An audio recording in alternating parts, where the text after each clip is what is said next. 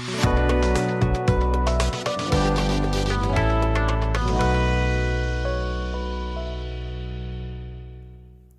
Back students.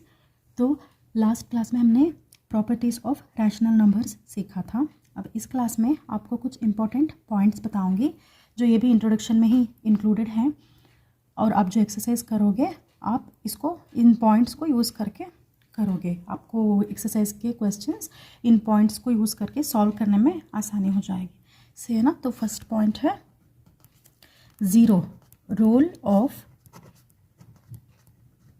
Zero.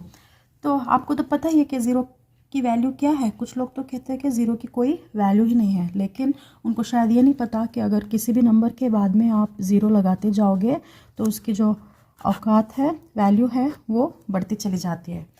तो zero अगर किसी भी नंबर से पहले लगाओगे तो हाँ शायद इसकी वैल्यू ना हो, लेकिन ज़ीरो अगर किसी नंबर के बाद में लगाओगे तो इसकी बहुत ज़्यादा वैल्यू है ना। तो ज़ीरो को कहते हैं एडिटिव आइडेंटिटी। ज़ीरो को एडिटिव आइडेंटिटी क्यों कहते हैं? क्योंकि आप कोई भी रैशनल नंबर ले लो, उसको आप ज़ीरो से अगर ऐड करोगे तो वो आंसर सेम ही आएगा, तो इसलिए उसको कहते हैं एडिटिव आइडेंटिटी, सही है। तो आप अगर किसी भी नंबर को ज़ीरो से ऐड करोगे तो वही नंबर आपको एज आंसर आएगा।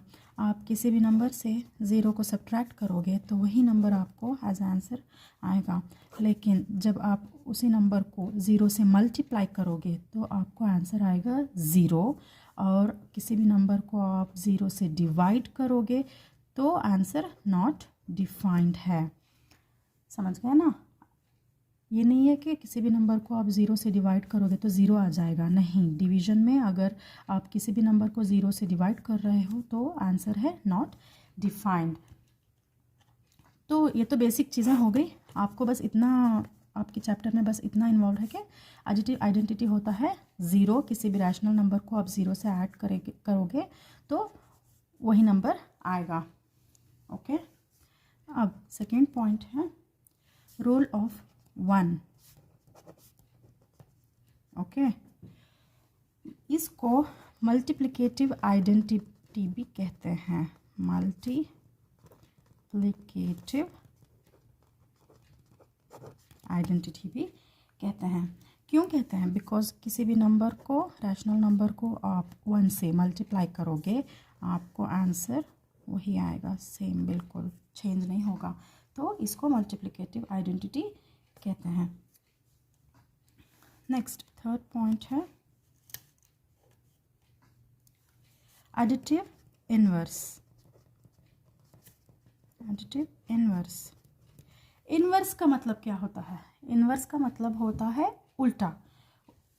एडिटिव इनवर्स क्या होता है? किसी भी नंबर, किसी भी रैशनल नंबर का साइन जो है उसको उल्टा कर देना। मतलब यहाँ पे 2/3 है, प्लस 2/3 है, तो -2/3। उस नंबर को आपको माइनस से मल्टीप्लाई करना होगा, -2/3। ये हो गया इसका एडिटिव इनवर्स। ओके, अगर आपने जो नंबर लिया है रैशनल नंबर वो खुद ही पहले ही माइनस में है, खुद ही नेगेटिव है, तो आप क्या करोगे? आप उस नंबर को माइनस से मल्टीप्लाई करोगे, माइनस इंटू -2/3। ये क्या हो जाएगा? Minus into minus plus 2/3। ये हो गया उसका एडिटिव इनवर्स। मतलब सिंपल वर्ड्स में अगर मैं आपको कहूँ कि रैशनल नंबर का एडिटिव इनवर्स वो होता है जो आपके रैशनल नंबर का जो साइन है उसका एडिटिव इनवर्स में वो साइन ऑपोजिट हो जाता है। बस अगर प्लस ले रहे हो तो माइनस हो जाएगा, अगर माइनस ले रहे हो तो प्लस हो जाएगा। ओके, एक और बात है कि अगर एडिटिव इनवर्स और जो आपने नंबर लिया है वो और उसका एडिटिव इनवर्स, मतलब 2/3 और -2/3 आप साथ में रखोगे और सब्ट्रैक्ट करोगे, मतलब जो भी यहाँ पे साइन है आप उसको करोगे तो आपको आएगा ज़ीरो। एडिटिव आइडेंटिटी है ज़ीरो। एक नंबर और उसके एडिटिव इनवर्स को आप ऐड करोगे या सब्ट्रैक्ट, मतलब सब्ट्रैक्ट ही होगा ना, इसका प्लस है इसका माइनस है, तो आप इसको लिखोगे और माइनस करोगे तो आएगा ज़ीरो। तो इसलिए उसको कहते हैं एडिटिव इन्वर्स और ज़ीरो को कहते हैं additive identity. Next, additive inverse को आप सिंपली ये भी कह सकते हो कि negative of a number. Okay, कोई भी नंबर का नेगेटिव, वही होता है एडिटिव इन्वर्स। नेक्स्ट है मल्टीप्लिकेटिव इन्वर्स।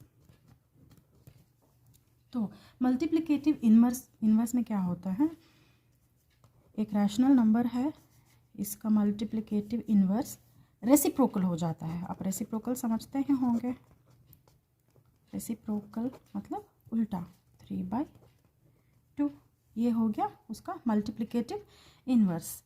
ओके, जब आप मल्टीप्लिकेटिव इन्वर्स को मल्टीप्लाई करोगे एक दूसरे के साथ, मतलब 2/3 मल्टीप्लाइड बाय इसका एडिटिव इन्वर्स है, सॉरी मल्टीप्लिकेटिव इन्वर्स है 3/2 इज इक्वल टू क्या आएगा आपको, 1 आएगा। बिकॉज मल्टीप्लिकेटिव इन्वर्स को मल्टीप्लाई किया है तो मल्टीप्लिकेटिव आइडेंटिटी ही आएगा ना। मल्टीप्लिकेटिव आइडेंटिटी क्या है, 1। समझ गए ना। अब लास्ट पॉइंट है डिस्ट्रीब्यूटिव प्रॉपर्टी ऑफ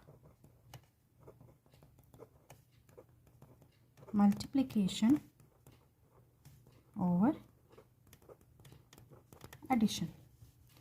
ओके, ये लास्ट पॉइंट है, बोर नहीं होना। इन सारे पॉइंट्स के ऊपर ना आपके एक्सरसाइज में क्वेश्चंस हैं, इसको यूज़ करके आप वहाँ पे क्वेश्चंस सॉल्व करोगे, तो यहाँ पे क्लियर हो जाओ। Okay, distributive property of multiplication over addition, ये बिना एग्जाम्पल के तो आप समझ नहीं सकोगे। फॉर एग्जाम्पल, एक ऐसा नंबर है, मतलब 2 × 3 + 1। ओके, ये 2 यहाँ पे है, इंटू यानी यहाँ पे आ गया मल्टीप्लिकेशन, देन 3 + 1 प्लस है, मतलब यहाँ पे आ गया एडिशन। तो इसमें आप इसको कैसे सॉल्व करोगे, 2 एज इट इज़ लिखोगे, देन ब्रैकेट में जो है यहाँ तो मल्टीप्लिकेशन का साइन है ना, अंडरस्टूड है, तो 2 × 3 + 1 क्या हो गया, पहले ब्रैकेट को सॉल्व करोगे, 3 + 1 क्या हो गया, 4, 2 4 = 8।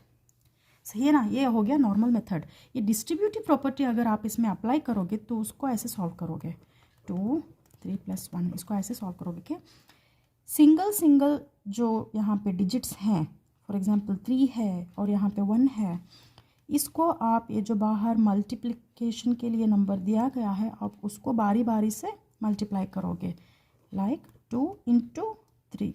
ओके, 2 × 3 प्लस का प्लस, नेक्स्ट 2 × 1, इसको कहते हैं distributive property of multiplication over addition.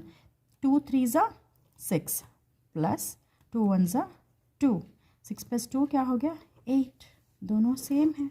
आप नॉर्मली आपको उसको सॉल्व करो या फिर distributive property of multiplication over addition डालो तो आपको आंसर सेम ही आएगा। सही है ना।